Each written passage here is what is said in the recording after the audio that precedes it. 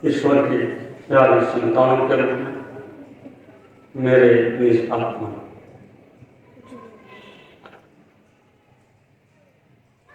सुबह चर्चा हुई छोटी सी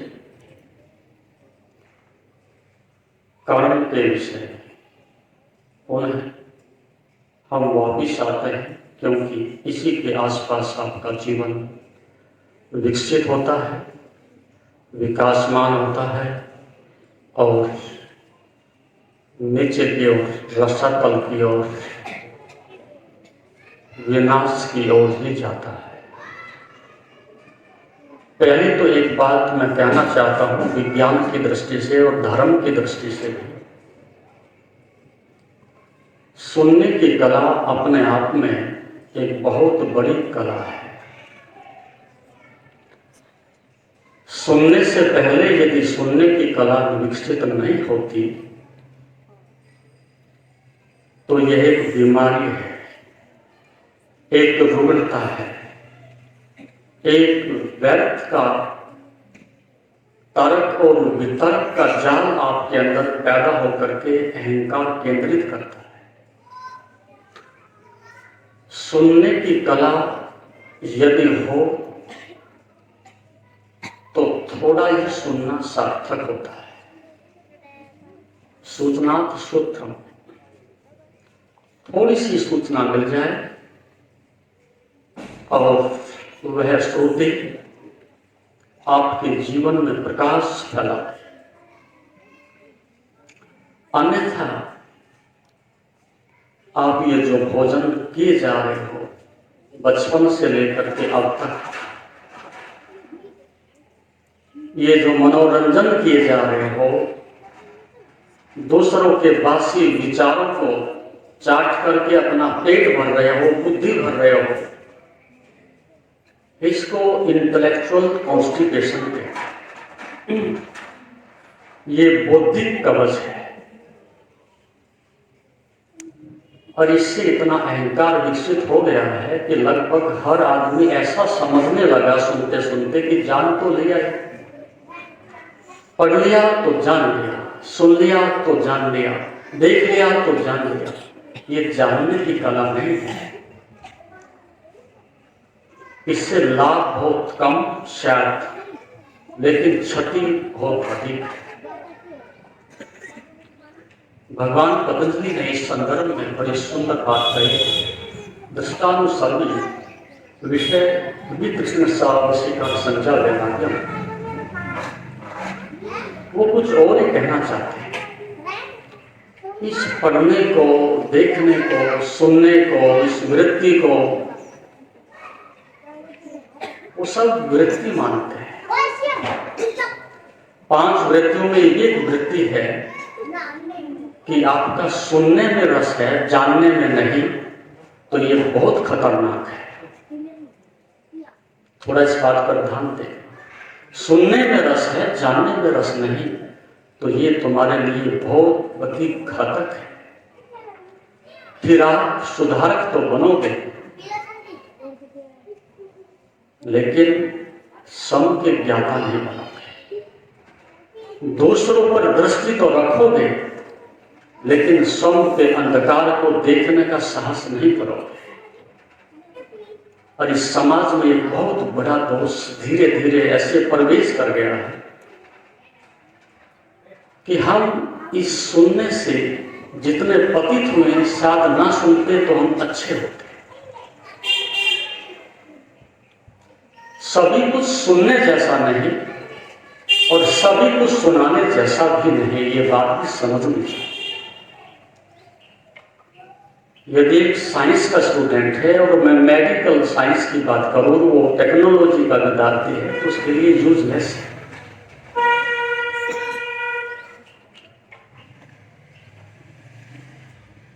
जिसका जिसमें रस है, जिसकी जिसको प्यास है, जिसको जिसकी तड़प है, ये पहली गुणवत्ता है, ये पहली प्राथमिकता है। तो इसलिए कुछ भी सुन लेना, कुछ भी देख लेना, ये बहुत बड़ी बीमारी है और ऐसी एक गोल मिक्सचर है, एक ऐसी विचित्र खिचड़ी आपके अंदर पक गई है, न तो तुम हिंदू हो, ना मुसलमान हो, ना आर्यसमाजी हो, ना वेदांती हो।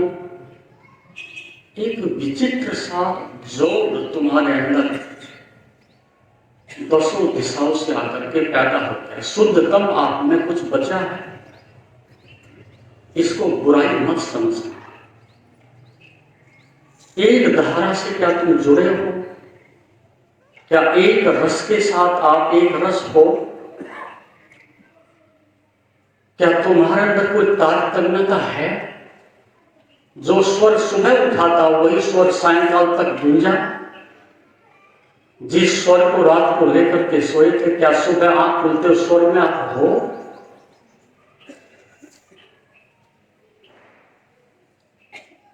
ये मुखौटे वाला जीवन अच्छा है। ये राजनीतिक आदमी को तो शोभा देता है कि वो मुखौटा लगाए, लेकिन धर्म के नाम पर धार्मिक आदमी को इस मुखौटे से बचना चाहिए।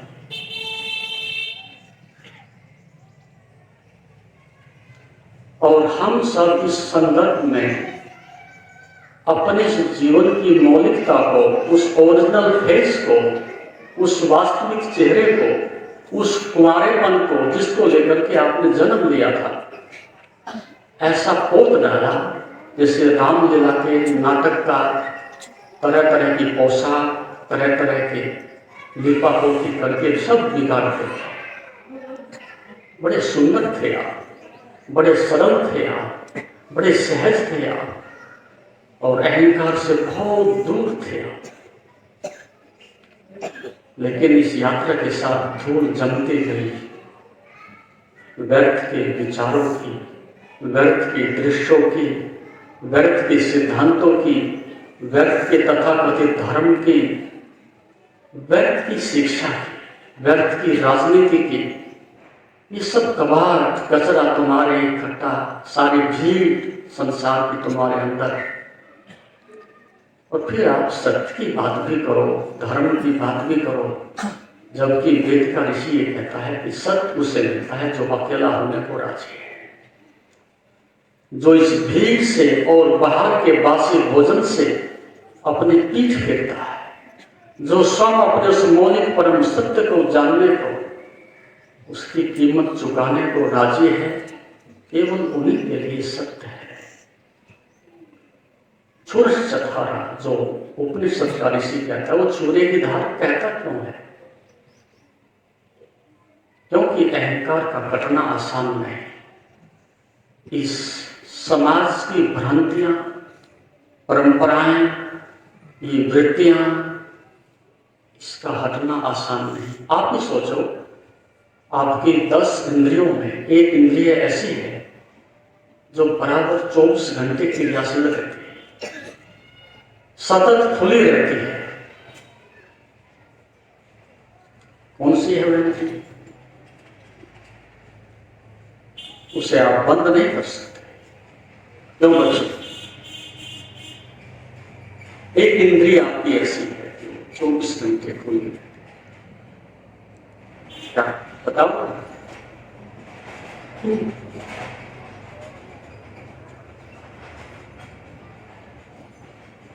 श्रवण इंद्रिय, कान। रात्रि को गहरी नींद में भी सो जाए, कोई आपका नाम ले तो आप उठोगे।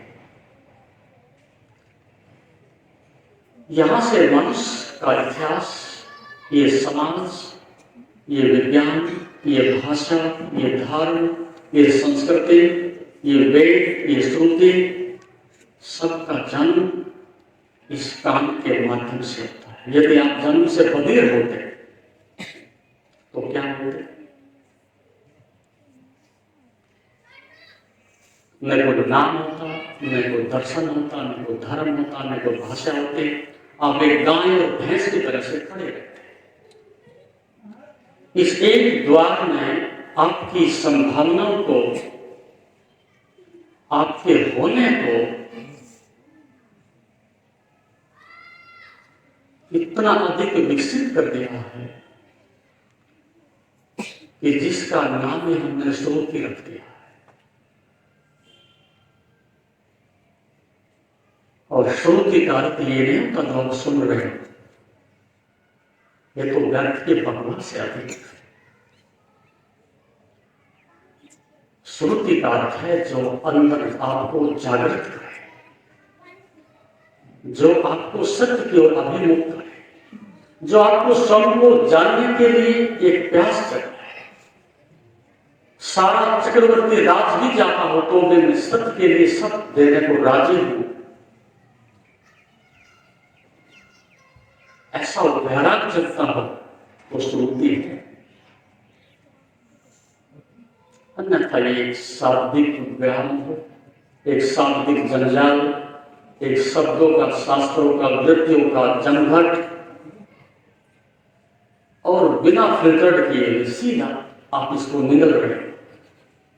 मेरी बात को सोचना। मुझे एक छोटा सा संस्मरण याद आता है, मैं पढ़ता था। सुकरात दार्शनिक हुआ यूनान में, अपने शिष्यों के साथ एक पेड़ के नीचे बैठा हुआ था। दर्शन शास्त्र की कुछ चर्चा हो रही थी, शिष्य उसमें सब भाग ले रहे थे, प्रश्न उत्तर चल रहे थे। उसी समय वहां एक एस्ट्रोलॉजिस्ट आ जाता है।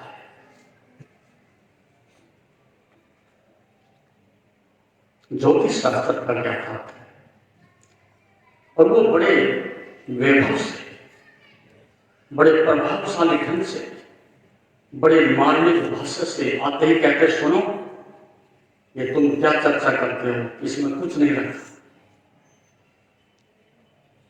मैं तुम्हारे लिए इस प्रकार की एक व्यवस्था, इस प्रकार की एक भविष्यवाणी कर सकता हूं, तुम्हारा अतीत, वर्तमान, भविष्य सब बता सकता हूं। बोलो कौन पूछना चाहता है? सन्नाटा छा गया। ऊपर निहारते हुए सुकरात ने कहा कि शिष्यों से तो नहीं, आप मेरे से ही बात करिएगा और मेरे विषय में ही बताइएगा।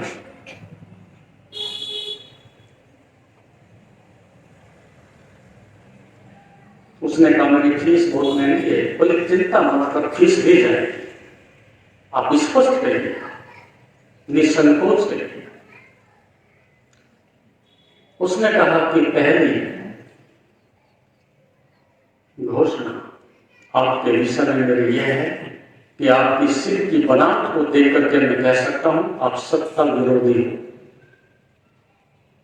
सत्ता के विरोधी हो।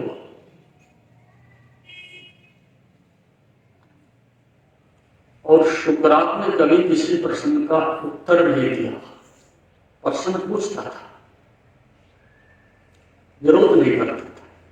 लेकिन शिष्यों ने विरोध किया और कहा कि आप कैसी झूठी धारणा, कैसा मिथ्या आरोपण करते हो, ऐसा कुछ नहीं, आप चुप हो जाइए। सुकरात ने कहा नहीं, इसको अपनी पूरी बात कहने दीजिए,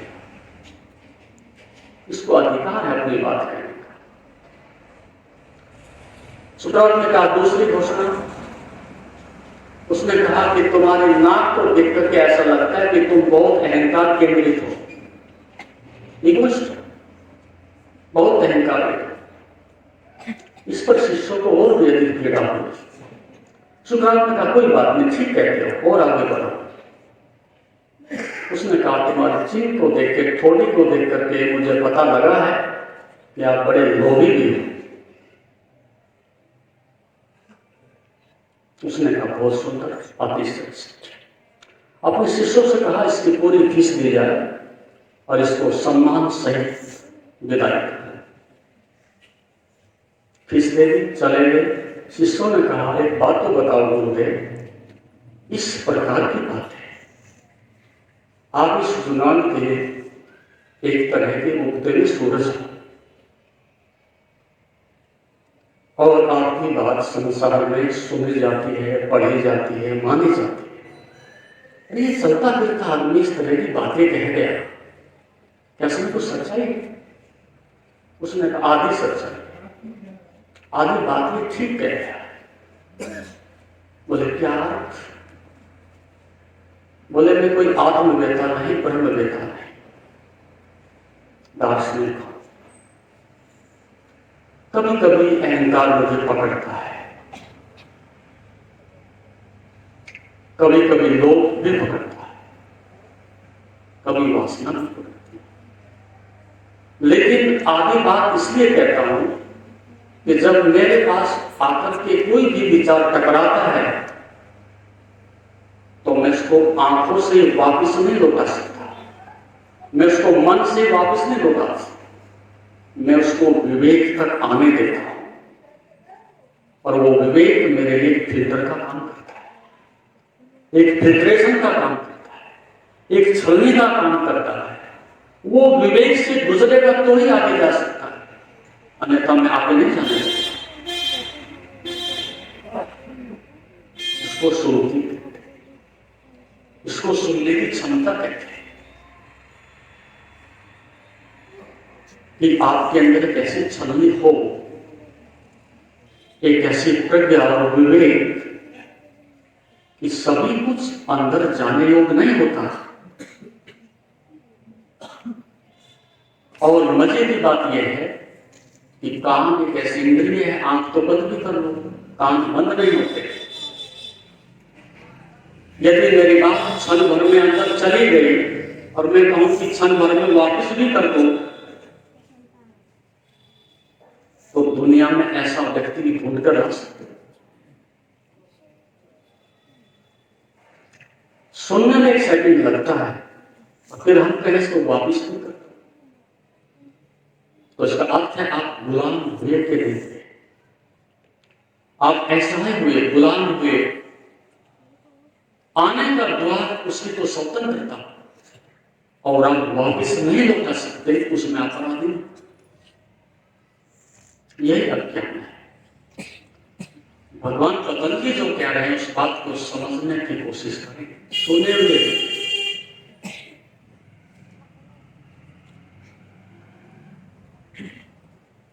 और देखे हुए। जितने भी विषय हैं उनका वापिस लौट जाए।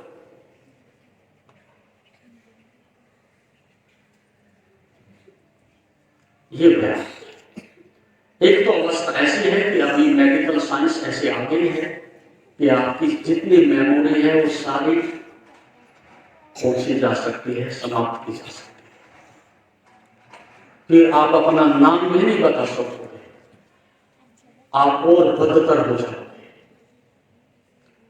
और एक स्थिति यह है कि आपके ज्ञान से, आपके अभ्यास से, आपके वैराग्य से, आपकी आंतरिक स्थिति से इसका प्रतिप्रसव कर सकते हो। जिसमें आपकी रुचि नहीं, वो बातें, वो स्मृति आपके अंदर अधिक देर ठहरती है। वैसे भी विज्ञान कहता है कि यदि 100 बातें आप सुनते हो तो 2% ही आपके अंदर ठहरती है, 98% धीरे धीरे धीरे धीरे अचेतन मन में चली जाती है। 100 की 100 आपके अंदर नहीं रहती। और विज्ञान यह भी खोज कर चुका है, आपके मस्तिष्क में इतने इलेक्ट्रॉन्स हैं, इतने विद्युत कण हैं आपके मस्तिष्क में, सारे ब्रह्मांड का जितना भी शास्त्रों का देखा हुआ, सुना हुआ जो भी डाटा है आपके अंदर डाला जा सकता है। प्रकृति ने इतनी भी संभावना दी है, लेकिन योग के लिए, बोध के लिए, स्वयं को जानने के लिए इस सब की आपको कोई आवश्यकता नहीं, क्योंकि सभी बोध अंदर से आता है, सभी ज्ञान की धारा अंदर से प्रकट होती है, सभी प्रकाश आपके अंदर से ही गतिमान होता है। तो शास्त्र का इतना ही अर्थ है, तब तक शास्त्र सुनो, तब तक सत्संग सुनो जब तक आपको वैराग्य नहीं होता, जब तक प्यास नहीं जगती।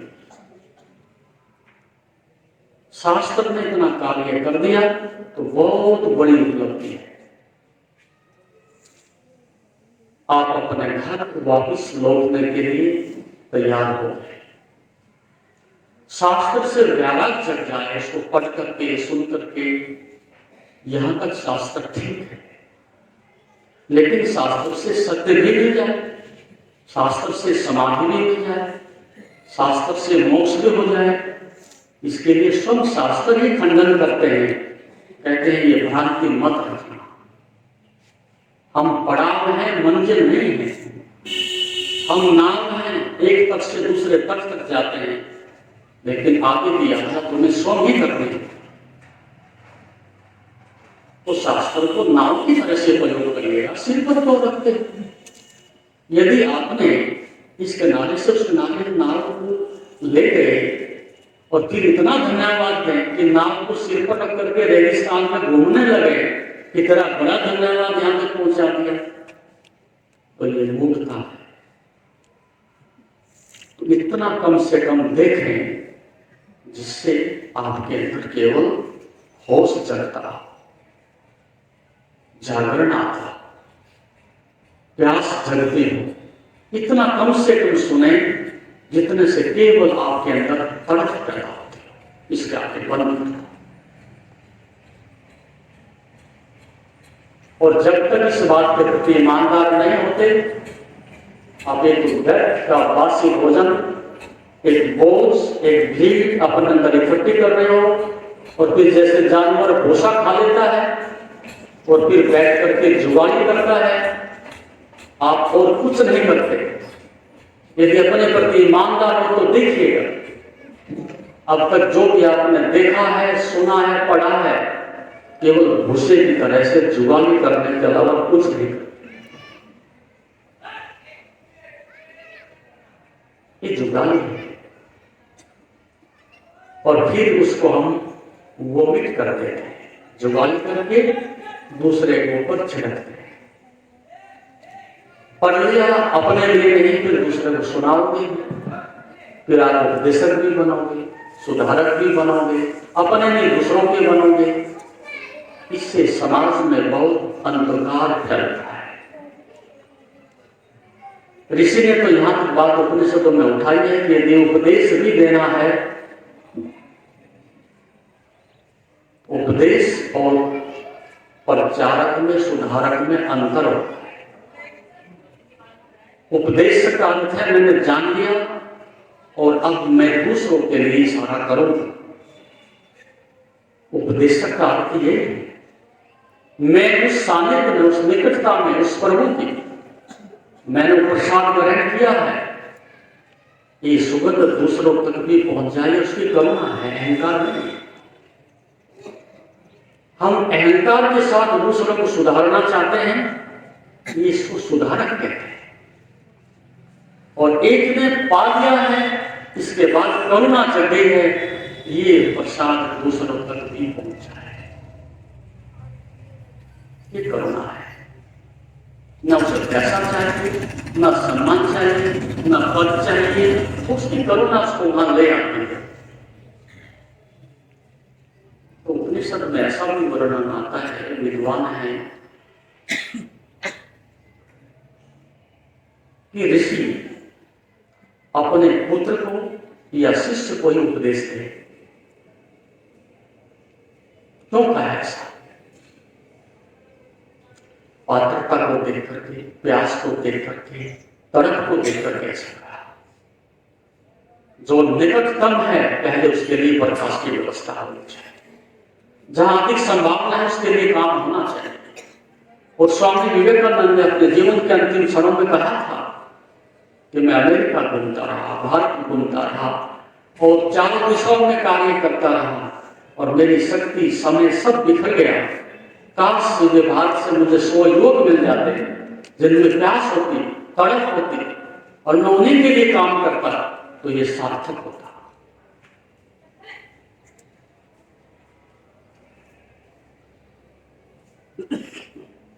तो ये भीड़ के आने का ये अर्थ नहीं कि भीड़ को सुनने के लिए, ज्ञान के लिए, बोध के लिए,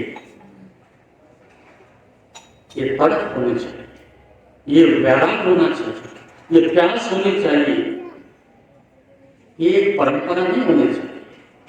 ये मेरी शादी में आए थे मैं भी चला जाता हूं, ये मेरे जागरण में आए थे मैं भी चला जाता हूं, ये मेरे रिश्तेदार हैं तो उसमें चला जाता। ये बातें खतरनाक है। अध्यात्म के जगत से, धर्म के जगत से इनका कोई लेना देना नहीं।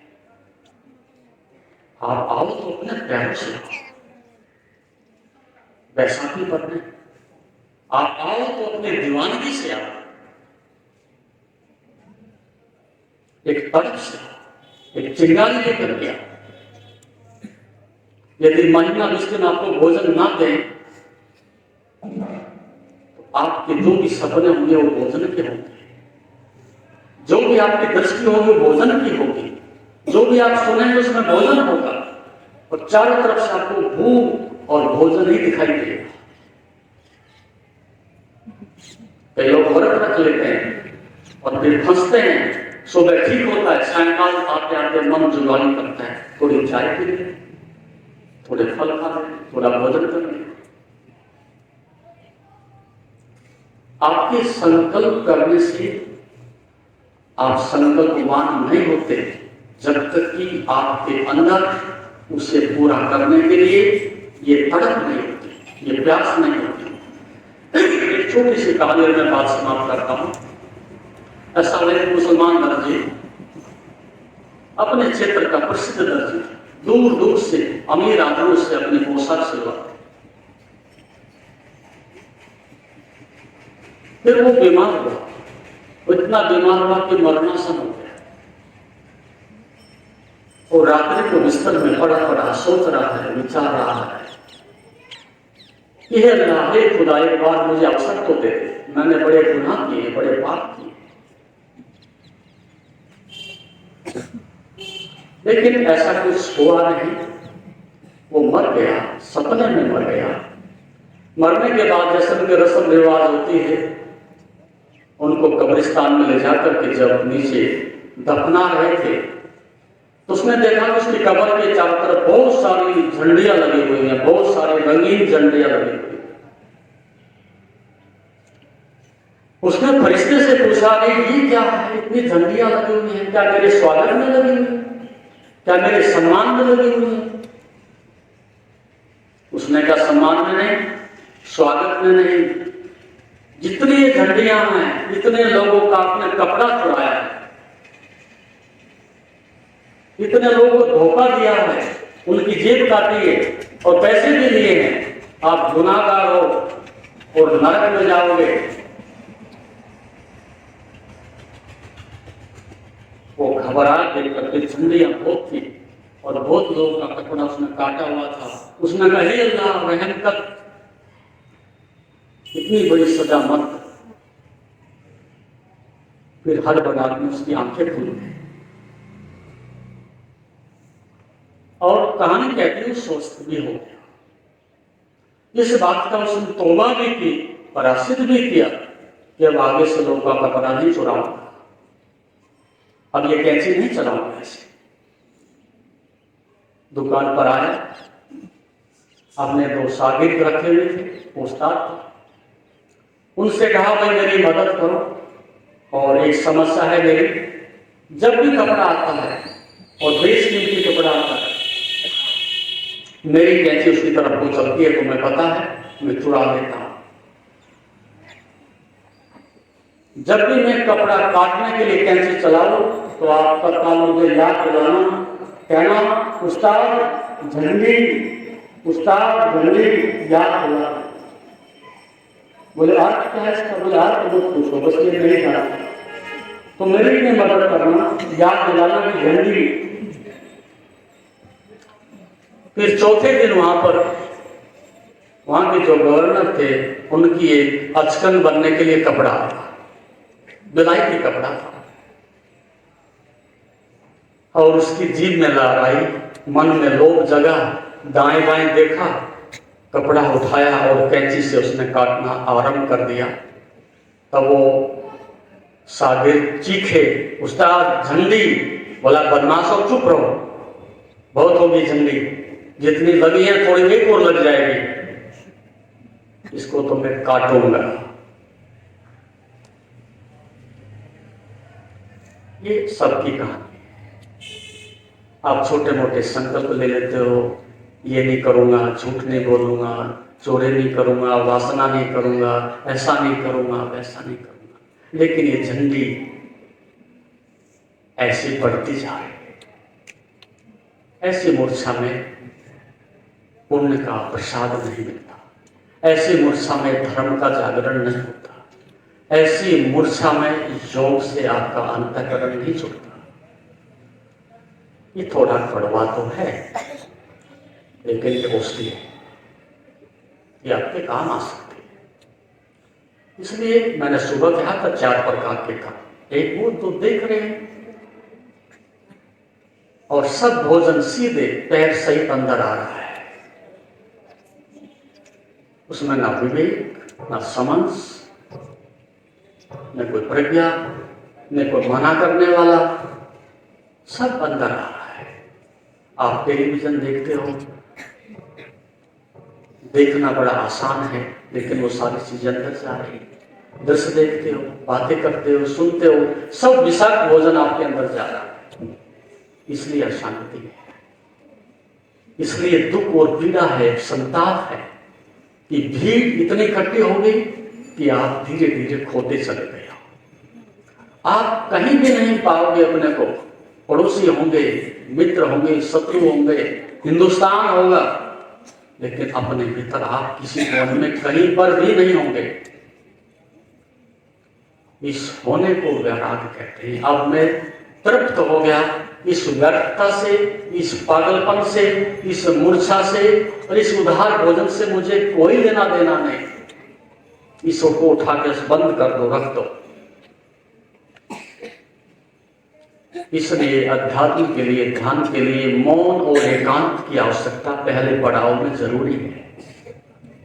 एक बार उस भीड़ से छिटक जाए, मौन और एकांत में चले जाएं, तो पता चलता है कि मेरी मूर्खता क्या क्या है।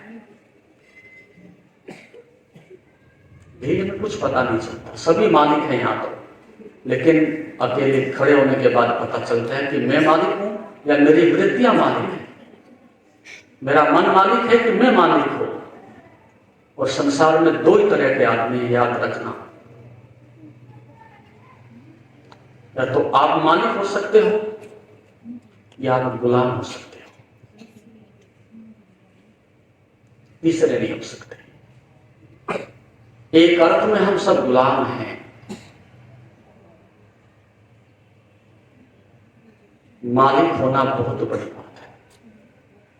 मालिक होना ही धर्म की कला है, मालिक होना ही योग की कला है। अब आप जो नहीं चाहते वो आपसे मन करवा रहे हैं कि नहीं करवा रहे? क्रोध नहीं करना चाहते, क्रोध करवा लेता है। चोरी नहीं करना चाहते, चोरी करवा लेता है। शराब नहीं पीना चाहते, शराब पिला देता है। और कल पी थी तो फिर परसों मन कहता है समय हो गया थोड़ी और पियो। कल किसी को गाली दी थी, आदत बन गई, फिर वो आदत कहती है, वो यांत्रिकता कहती है और फिर गाली दो। कल चोरी की थी, आदत बन गई, मन कहता है फिर अब चोरी करो। ये मूर्छा है। तो समय अधिक ही हो गया है। कहने के लिए अभी चरण बाकी हैं। ये तो मैंने एक भूमिका बनाई, केवल संकेत किया। सभी कुछ देखने जैसा नहीं, सभी कुछ सुनने जैसा नहीं, सभी कुछ खाने जैसा नहीं। इसके पीछे एक विवेक हो, एक चिंतना हो, एक मनन हो, एक उद्देश्य हो। फिर जैसे मधुमक्खी केवल उन्हीं पौधों, उन्हीं फूलों पर बैठती है जिनमें मधु होता है, उसको चुनती है, एकत्रित करती है और अपने लक्ष्य को प्राप्त करती है। तो आप मधुमक्खी की तरह से थोड़ा ही सही, एक बूंद ही सही, लेकिन ये व्यर्थ के कपाट को इकट्ठा मत करो, व्यर्थ की चीजों को अंदर मत घुसे जाओ, व्यर्थ की भीड़ को मत आने दो। चाहे एक ही श्रेष्ठ व्यक्ति हो, महान हो, सज्जन हो, उसी की संगत करो। सबके साथ बैठना जरूरी है, ये औपचारिकता निभाना जरूरी नहीं है, ये मनोरंजन करना जरूरी नहीं है, ये बड़ा घाटे का सौदा है। केवल एक ही पंक्ति पढ़ो शास्त्र की जो जगाता हो, एक ही मित्र हो चाहे, लेकिन तुम एक पायदान ऊंचा करता हो। चाहे छोटा सा ही भोजन खाओ, लेकिन आपको स्वास्थ्य देगा। चुनाव करिएगा, अन्यथा एक जानवर में और आप में कोई मौलिक भेद नहीं होगा। किन्हीं बातों में जानवर समझदार है, आप मनुष्य हो, परमात्मा ने आपको बुद्धि दी है, रितंभरा दी है, प्रज्ञा दी है, विवेक दिया है, एक से एक सुंदर अवस्था आपको प्रदान की है। आप उसका उपयोग तो करिएगा, उस पर जंग लग गए हैं। आप बीज की तरह से ऐसे ही चले जाओगे संसार से मर के, कभी इसमें फल नहीं लगेंगे, फूल नहीं लगेंगे, तो तुम्हारे मनुष्य होने का लाभ क्या होगा? दूसरों की गुलामी, दूसरों के शास्त्र, दूसरों की विचारधारा, दूसरों का बासी भोजन, अरे तुम भी तो कुछ हो। सब्सक्राइब करें हमारे YouTube चैनल योग तीर्थ को और बेल आइकॉन भी दबाएं ताकि आगे आने वाली वीडियोस का नोटिफिकेशन आपको मिलते रहे। तुम्हें भी तो प्रभु ने कुछ अपना संगीत गाने के लिए कुछ भेजा है, तुम्हारे भी तो गीत हैं, अपने गीत क्यों नहीं गाते? तुम्हारा भी तो संगीत है, उसे क्यों नहीं सुनते हो?